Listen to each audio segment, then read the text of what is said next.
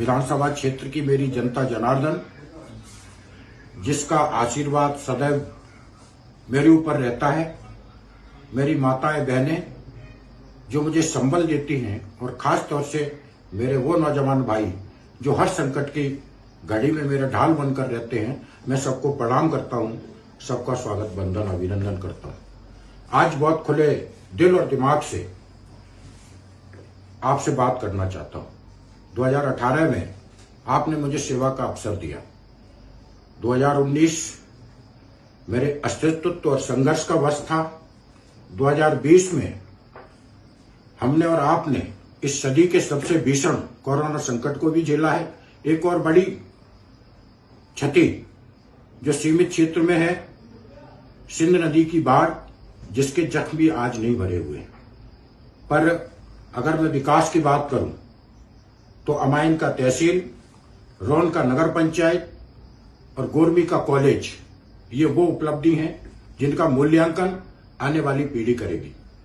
Amine और मैगांव का CM rise school, 2 नए पीएम श्री स्कूल, ये वो उपलब्धि हैं जो आने वाली पीढ़ी में हमारे बच्चों के विकास के लिए बेहद आवश्यक महसूस होती हैं।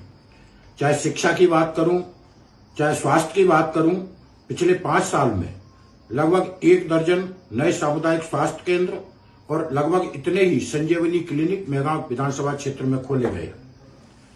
अगर सड़कों की मैं बात करूं तो मैं बड़े गर्व के साथ ये कह सकता हूं कि लगभग 400 करोड़ रुपए के सड़कों के विकास कार्य पूरे विधानसभा क्षेत्र में चल रहे हैं।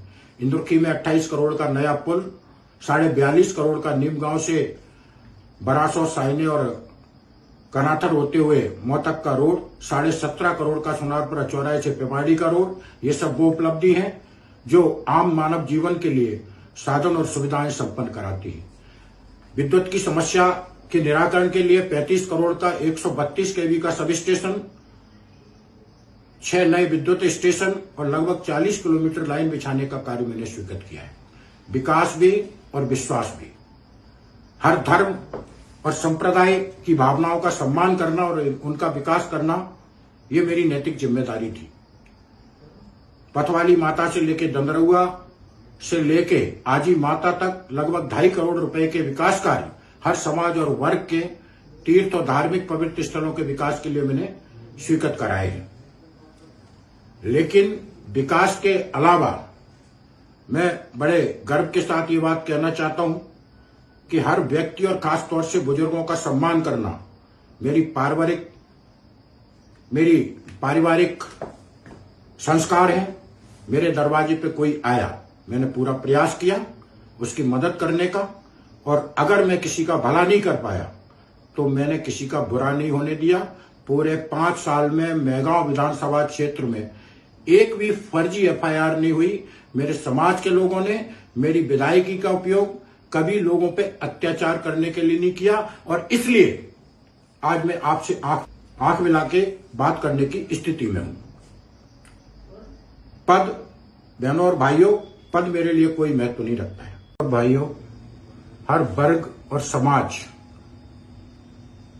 खासतौर से बुजुर्गों का सम्मान करना मेरे पारिवारिक संस्कार है। मेरे पास कोई आया, मेरा पूरा प्रयास रहा कि उसकी हर संभव मदद कर सकूं, और अगर मैं किसी का भला नहीं कर पाया तो किसी का बुरा मैंने नहीं होने दिया। मेरे समाज ने भी मेरी विधायकी का उपयोग गरीबों के कल्याण के लिए किया। पूरे 5 साल में एक भी फर्जी एफआईआर मैंने पूरे क्षेत्र में नहीं होने दी। मेरे लिए महत्वपूर्ण है मेरे क्षेत्र के विकास और मेरा आत्मसम्मान, और इसके लिए मैं बड़ी से बड़ी कुर्बानी दे सकता हूं। और ये मैं कह नहीं रहा हूं, ये मैंने करके दिखाया है। और मुझे षड्यंत्रों की राजनीति नहीं आती है, शायद यही मेरी कमजोरी है। लेकिन आज पूरी ईमानदारी के साथ आपसे आंख मिला के बात कर पा रहा हूं। जनता मेरे लिए भगवान है। उसने एक बार नहीं, 2013, 2018 और 2020 में मुझे अपना आशीर्वाद दिया है। इस जनता का मैं आजीवन ऋणी रहूंगा, और चाहे कितना भी संकट हो, चाहे कितनी भी विषम परिस्थितियां हों, लेकिन हर संकट और विषम परिस्थिति में भी मैं आपके साथ खड़ा था, खड़ा हूं और खड़ा रहूंगा।